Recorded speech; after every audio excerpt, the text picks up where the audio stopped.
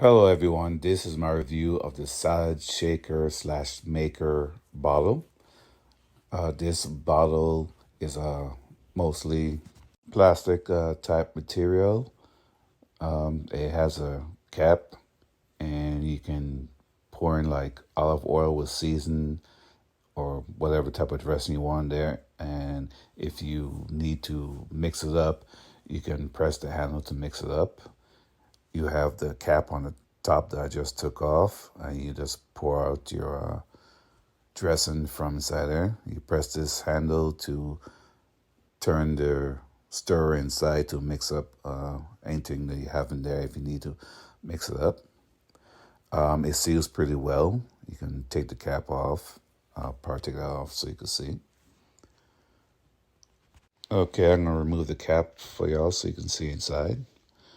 I mean, it's not very expensive shaker, but it does the job, so I guess it's okay. I hope this review helps.